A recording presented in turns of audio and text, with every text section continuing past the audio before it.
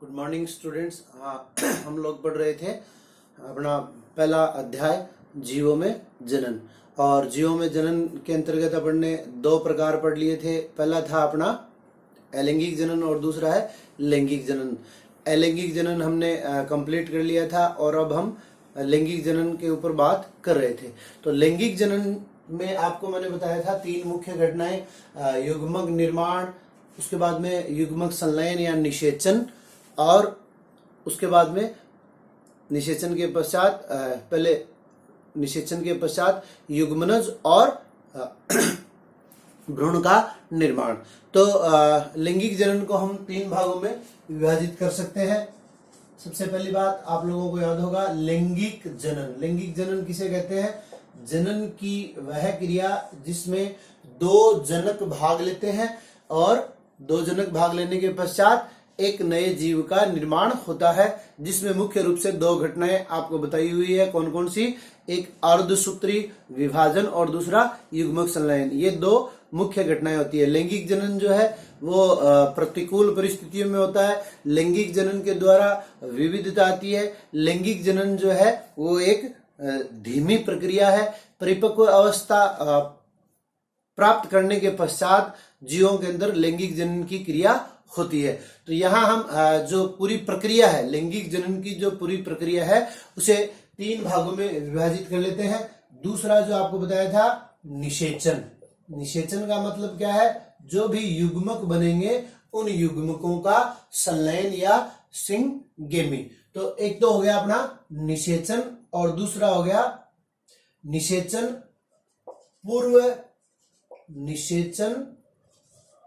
पूर्व अवस्था, और एक होगी अपनी निषेचन, और एक अपन कह देंगे निषेचन पश्च अवस्था। ठीक है, निषेचन का मतलब जो युग्मक है उनका मिलना, और निषेचन पश्च युग्मक के मिलने के पश्चात जो युग्मनज बनता है, उस युग्मनज के पश्चात क्या क्या घटनाएं होती है। तो यहां देखिए, अगर हम बात करें निषेचन पूर्व, तो निषेचन पूर्व अवस्था को अपन दो भागों में विभाजित कर सकते हैं। कौन कौन सी? पहली थी अपनी जो अपन ने सीधी सीधी बात की थी, युग्मक निर्माण। पहला क्या है? युग्मक निर्माण। और युग्मक का निर्माण होने के पश्चात क्या होगा? युग्मक का स्थानांतरण। तो युग्मक निर्माण के पश्चात क्या है? युग्मक का स्थानांतरण। अब यहां एक बात दिमाग में आएगी कि युग्मक किसे कहते हैं। तो मैंने आपको कई बार बता दिया, युग्मक क्या है? किसी भी सजीव में, चाहे उसकी मुख्य प्रावस्था कैसी भी हो, किसी भी सजीव में जो अगुणित संरचनाओं का निर्माण होता है, उन अगुणित संरचनाओं को क्या कहते हैं? युग्मक कहते हैं। या अपन यूं कहते कि वह संरचना, जैसे अपन ने अलैंगिक जनन के अंतर्गत बात की थी। अलैंगिक जनन के अंतर्गत हमने कहा था कि ये जो संरचनाएं हैं वो जनन की क्रिया में भाग लेती है। जैसे प्रकंद है, कंद है, स्कंद है, ओपसेट यानी भूस्तरिका है, बुलबिल्स है, कोनिडिया है। तो ये सारी संरचनाएं अलैंगिक संरचनाएं थी। लैंगिक संरचनाओं के अंतर्गत दो प्रकार के युग्मक बनते हैं। साधारणतः आप लोग नाम जानते हैं। अगर मनुष्य की अपन बात करें तो शुक्राणु और अंडाणु, ये क्या है? युग्मक, मानव के अंदर पाए जाने वाले युग्मक है। अंडाणु कह दीजिए या डिंब कह दीजिए, अंड कह दीजिए, शुक्राणु कह दीजिए, पुमणु कह दीजिए। तो अपन जानते हैं शैवाल, फंजाई, ब्रायोफाइटा, इनकी मुख्य प्रावस्था क्या है? इनकी मुख्य प्रावस्था अगुणित है। तो कल भी मैंने आपको बताया था कि अगुणित अवस्था वाले जीवों के अंदर, अगुणित अवस्था वाले जीवों के अंदर इनकी कुछ संरचनाएं या कुछ कोशिकाएं जो है वो जनन की क्रिया में भाग लेती है। तो जनन की क्रिया में जो संरचनाएं भाग लेंगी वो क्या कहलाएगी? युग्मक। जबकि द्विगुणित जीवों में क्या होता है? द्विगुणित जीवों में अर्धसूत्री विभाजन के द्वारा युग्मक का निर्माण होता है। तो युग्मक निर्माण को भी अपन दो भागों में विभाजित कर सकते हैं। कौन कौन से? तो आप लोगों को पता है कि लैंगिक जनन के अंतर्गत दो जीव भाग लेते हैं। ठीक है, तो दो अलग अलग जीव भाग लेते हैं, जिसको अपन नर और मादा कहते हैं। तो नर के अंदर जो शुक्राणु का निर्माण होगा उसे हम क्या कह देंगे? शुक्र जनन। और मादा के अंदर क्या होगा? अंडाणु का निर्माण होगा, इसे हम क्या कह देंगे? अंड जनन। ठीक है।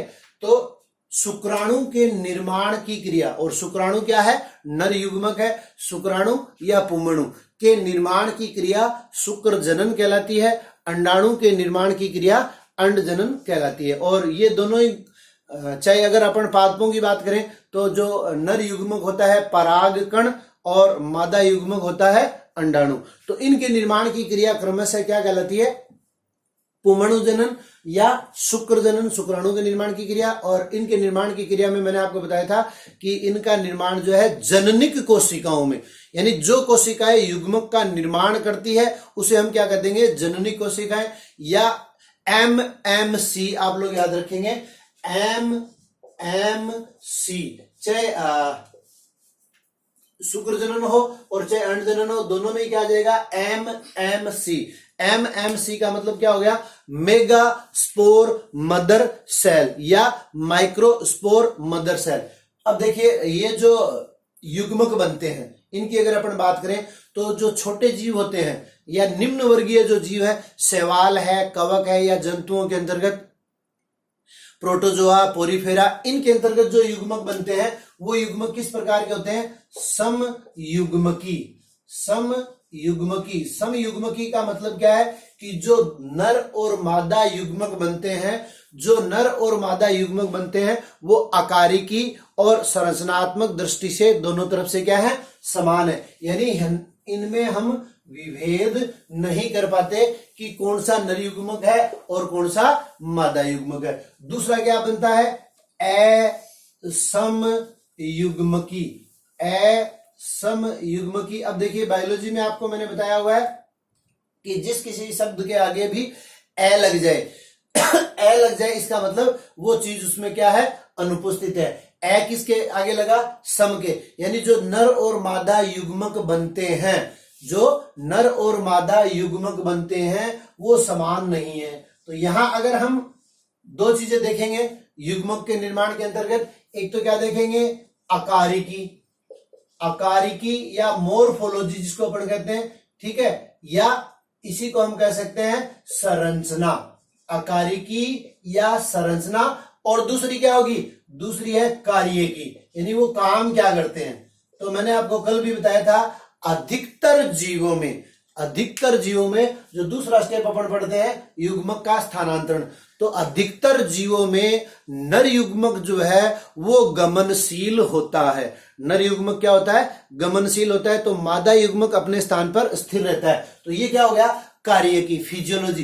फिजियोलॉजिकली रूप से ये बड़े हैं, कार्य नहीं कर पाते, स्थिर रहते हैं। तो कहने का तात्पर्य यहां क्या है, असमयुग्मकी के अंतर्गत और समयुग्मकी में आकारिकी या संरचना और कार्यकी दोनों युग्मकों की क्या है, समान है। यहाँ कोई सा भी नर हो सकता है और कोई सा भी मादा हो सकता है, तो उसको हम प्लस और माइनस नाम दे देते हैं। दूसरा असमयुग्मकी, जब आकारिकी और संरचनात्मक दृष्टि से क्या है, दोनों युग्मक समान है, लेकिन कार्य की दृष्टि से दोनों युग्मक क्या है, भिन्न भिन्न है, तो इसे हम क्या कहेंगे, असमयुग्मकी। तीसरा आता है अपना विषम युग्मकी। जो बड़े जीव हैं या द्विगुणित जिनकी मुख्य परावस्था है, उनके अंतर्गत जो दोनों युग्मक बनते हैं, नर और मादा युग्मक, वो दोनों क्या है, संरचनात्मक रूप से और क्रियात्मक रूप से, यानी संरचना और फिजियोलॉजी दोनों से ही क्या होते हैं, वो एक दूसरे से भिन्न होते हैं। जैसे अगर आप लोग देखना चाहें तो पादपों के अंदर क्या बनता है, परागकण बनता है, और परागकण क्या है, नर युग्मक, और अंड जनन की क्रिया के द्वारा क्या बनता है, अंडाणु या बीजांड। तो इन दोनों की संरचना भी भिन्न भिन्न है और इनकी कार्यकी भी भिन्न भिन्न है। जब संरचना और कार्यकी दोनों भिन्न प्रकार की होती है तो उसे हम क्या कह देते हैं, विषम युग्मकी। अर्थात 3 प्रकार के युग्मक जीवों के अंतर्गत बन सकते हैं। कौन कौन से, समयुग्मकी, असमयुग्मकी और विषम युग्मकी। तो ये हो गया युग्मक निर्माण। दोबारा बता देता हूं, लैंगिक जनन के अंतर्गत सबसे पहले जो घटना होती है, अर्धसूत्री विभाजन के द्वारा जननी कोशिकाओं में अगुणित संरचना युग्मक का निर्माण युग्मक जनन कहलाता है। युग्मक जनन को दो भागों में विभक्त कर सकते हैं, शुक्र जनन और अंड जनन।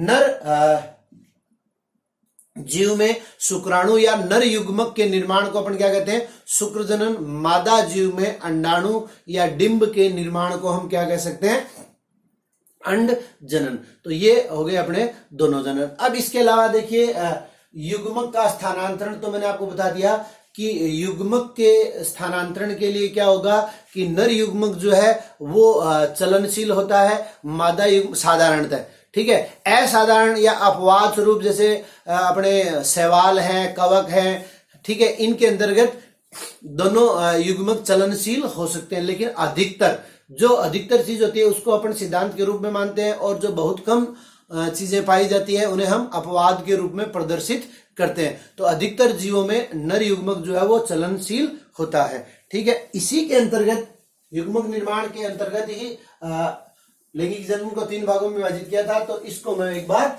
मिटा देता हूं। इसी के अंतर्गत अपन एक टॉपिक और पढ़ते हैं युग्मक निर्माण में ही, क्या, जीवों में लैंगिकता, सेक्सुअलिटीज इन ऑर्गेनिज्म। जीवों में लैंगिकता। तो पिछले साल आप लोगों को याद हो, वैसे तो कोविड-19 के कारण वो चैप्टर अपना हट भी गया था, लेकिन फिर भी जो सीनियर है वो जूनियर के ऊपर डिपेंडेंट होती है। तो पिछले साल 3 प्रकार के अपने जंतु थे, कौन कौन से, केचुआ, मेंढक और तिलचट्टा।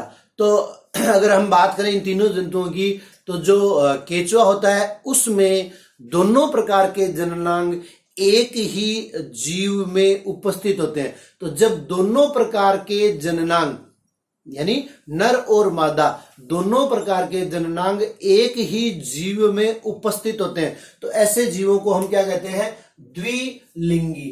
तो लैंगिकता के आधार पे जीवों को 2 भागों में विभाजित कर सकते हैं, द्विलिंगी और एक लिंगी।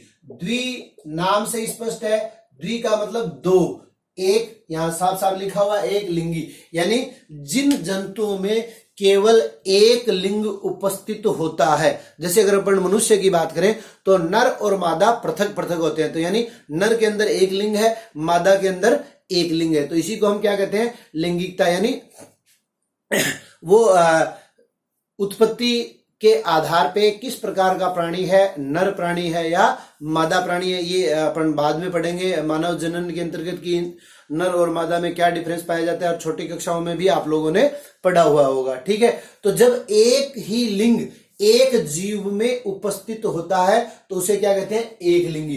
दोनों लिंग यानी नर और मादा दोनों प्रकार के लिंग, ये सामान्य स्थिति पाई जाती है किसमें, पादपों में। पादपों में सामान्यतः जो अपन पुष्प देखते हैं तो उस पुष्प में नर और मादा जननांग दोनों उपस्थित होते हैं। हाँ, कुछ पादप इस प्रकार के भी होते हैं जिनमें केवल एक लिंगी पुष्प पाया जाता है। तो एक लिंगी पुष्पों को वहां हम 2 भागों में विभाजित कर सकते हैं, कौन कौन से। अगर नर पुष्प है तो उसको हम पुंकेसरी कहेंगे, मादा पुष्प है तो उसको हम स्त्री केसरी कहेंगे। याद रखना ये भी आपको। नर पादप, अगर किसी पादप पर केवल नर पुष्प लगे हुए हैं तो वो पादप क्या कहलाएगा, पुंकेसरी, ठीक है। और किसी पादप के ऊपर केवल मादा पुष्प लगे हुए हैं तो वो क्या कहलाएगा, स्त्री केसरी। हालांकि मैंने आपको बता दिया साधारणतः पादपों पे यानी पादपों के अंदर एक लिंगी अवस्था के बहुत कम उदाहरण है, तो ये अपवाद है। सामान्यतः क्या अवस्था पाई जाती है, द्विलिंगी। जंतुओं में क्या है, उल्टा, बहुत कम उदाहरण है जिनमें दोनों जननांग एक ही जीव में उपस्थित होते हैं। तो ये एक इंपॉर्टेंट प्रश्न बनता है, यहां पर आप लोग देख लीजिएगा, याद कर लीजिएगा। केचुआ जो अपन ने पिछले साल कोर्स में था, जो अपन ने नहीं पढ़ा था, ठीक है, कोविड-19 के कारण। केचुआ स्पंज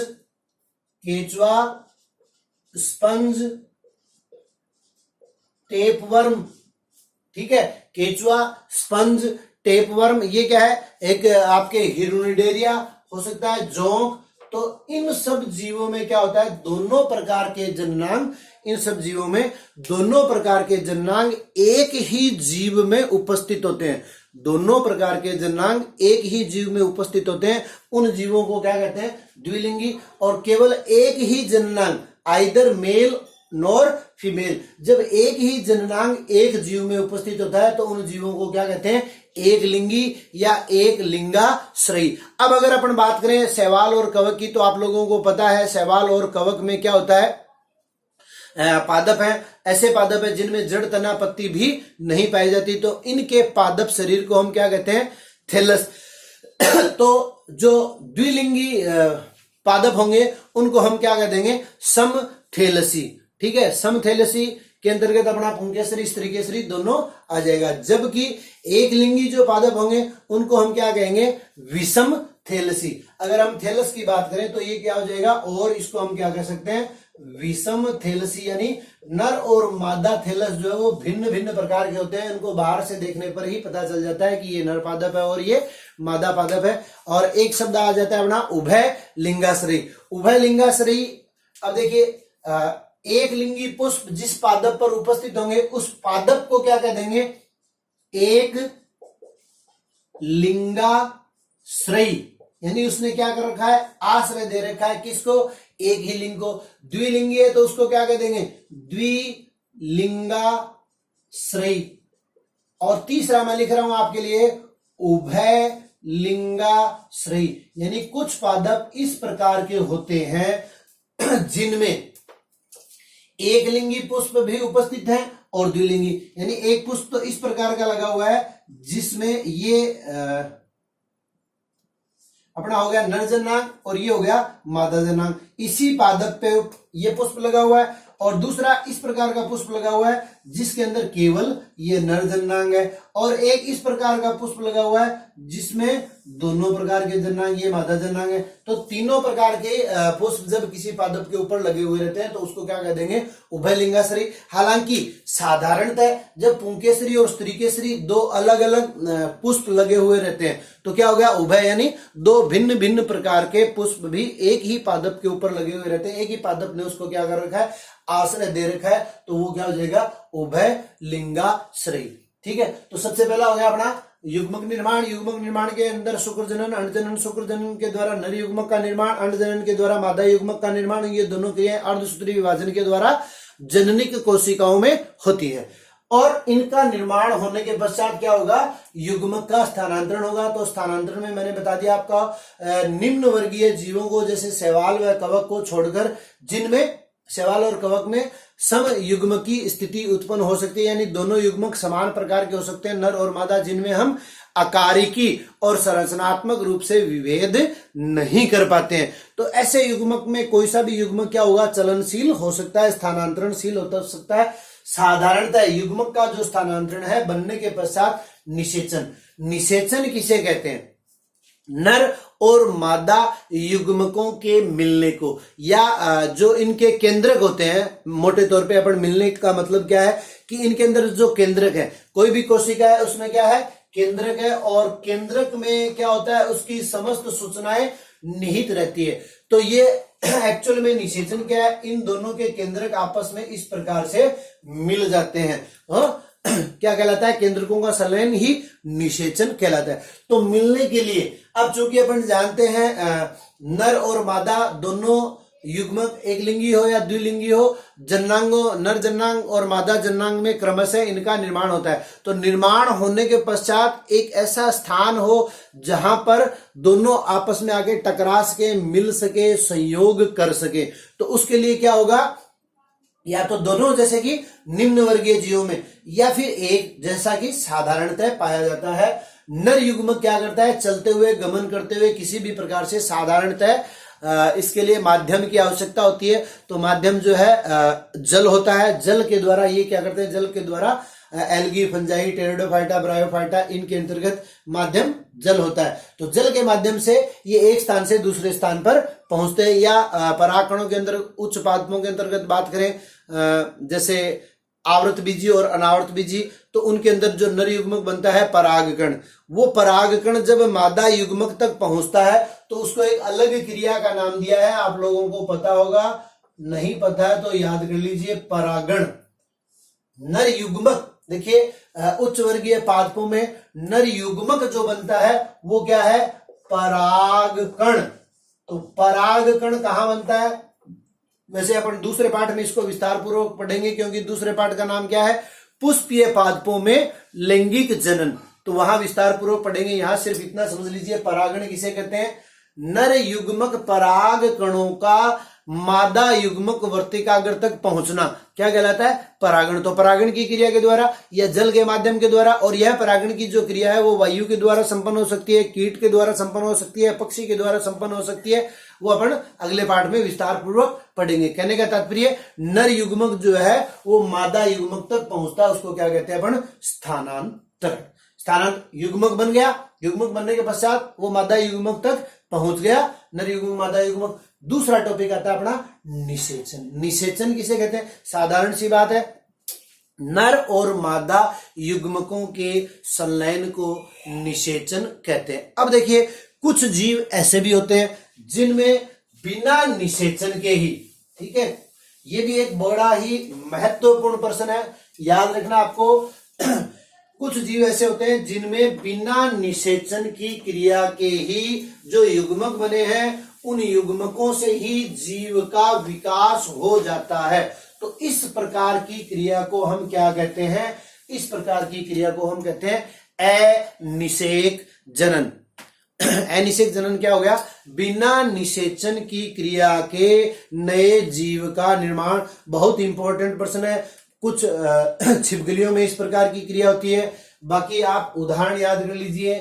अनिषेक जनन, अनिषेक जनन किस में होता है क्रिया का आपको पता चल गया, अनिषेक जनन किसे कहते हैं, ए लग गया, अनुपस्थित है, बिना निषेचन की क्रिया के नए जीव का निर्माण अनिषेक जनन कहलाता है। किस में होता है, रोटीफर्स, रोटीफर्स में होता है। एक पक्षी होता है जिसका नाम है टर्की, टर्की में भी बिना निषेचन की क्रिया के जनन होता है। मधुमक्खी के अंतर्गत भी बिना निषेचन की क्रिया के जनन होता है। और एक उदाहरण आपको मैंने बताया कुछ छिपकलियां,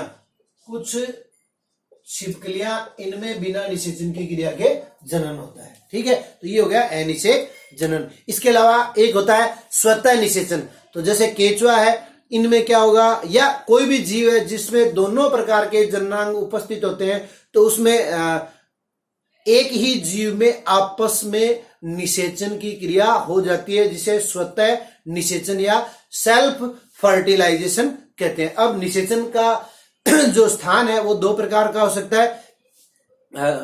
कहां हो सकता है, या तो मादा के शरीर के अंदर होगा, निषेचन की क्रिया कहां होगी, मादा के शरीर के अंदर या मादा के शरीर के बाहर। जब मादा के शरीर के अंदर होती है निषेचन की क्रिया, तो इसको कहते हैं आंतरिक निषेचन, और मादा के शरीर के बाहर होती है तो उसे कहते हैं बाह्य निषेचन।